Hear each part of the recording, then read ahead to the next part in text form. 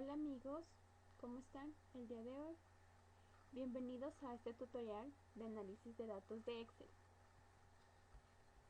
Vamos a abrirnos una pantalla de Excel.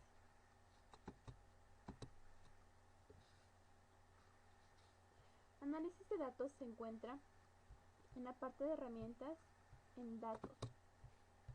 Y a continuación vemos el icono de análisis de datos. En este caso ya aparece en el escritorio, pero si aún no sucede eso en su caso, vamos a Archivo, a Opciones. En la parte izquierda encontramos Complementos y vamos hacia Complementos de Excel y luego Ir.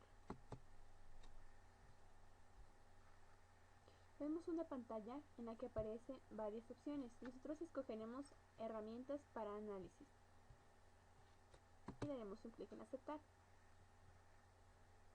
Entonces aparecerá: Análisis de datos cuenta con varias funciones,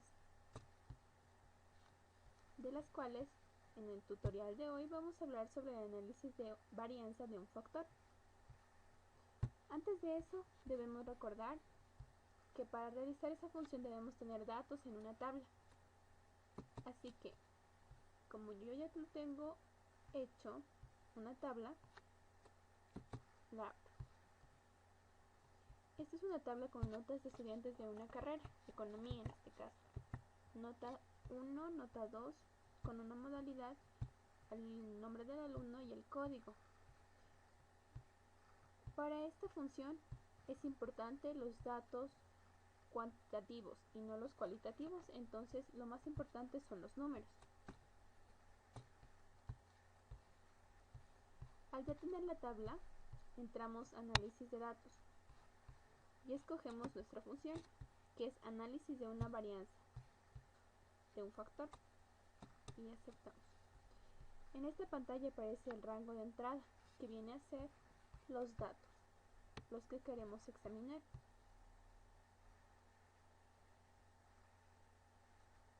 Los seleccionamos todos. Abajo dice agrupado por, entonces nosotros podemos escoger entre filas o entre columnas o filas. Escogeremos columnas ahora. El rango, las opciones de salida significan la opción en la que ustedes quieren que salga el análisis. Podemos escoger en una nueva hoja o en un rango de salida podemos escoger la parte en la que quieren que salga. Por ejemplo, celda G11. En mi caso quiero que sea en una nueva hoja, entonces escojo una nueva hoja y ponemos aceptar. Nos aparecen cuadros con un resumen sobre el análisis de la varianza de un factor. Como podemos ver, hay grupos, que sería la columna 1 y la columna 2 que seleccionamos, la cuenta, que son el número de datos que tienen esa columna, la suma de esos datos, el promedio y la varianza. El segundo cuadro es análisis de varianza. Vemos que en este cuadro se nos aparece un análisis completo de lo que es una varianza en datos. Como tenemos origen de las variaciones, suma de cuadrados,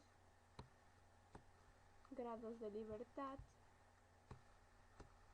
promedio de los cuadrados, la probabilidad, F, el valor crítico para F.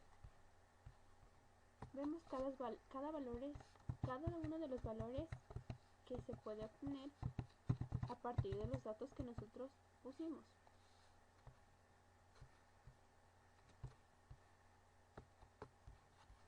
Tenemos la suma de cuadrados, que puede ser entre grupos, las opciones de las variaciones o dentro de los grupos.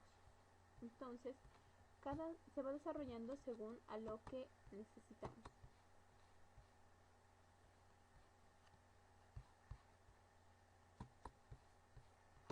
Ahora veremos qué sucede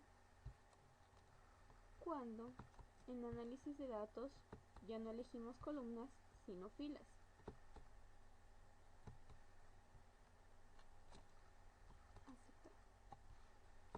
vemos que ahora nos aparece el número de fila que queremos analizar, cada uno de esos datos de los datos que contenía la fila, la cuenta, la suma, el promedio y la varianza. Y de igual forma el segundo cuadro con los mismos aspectos, que el origen de la variación, que en este caso igual es entre grupos, y dentro de los grupos suma de cuadrados, grados de libertad, promedio de los cuadrados, f, la probabilidad y el valor crítico para él. Y estos datos no tendremos que estarlos comprobando uno a uno, sino que en análisis de datos ya se nos da la posibilidad de obtenerlos de una manera más rápida y precisa. Esto ha sido todo por hoy, amigos. Muchas gracias y espero que les haya servido.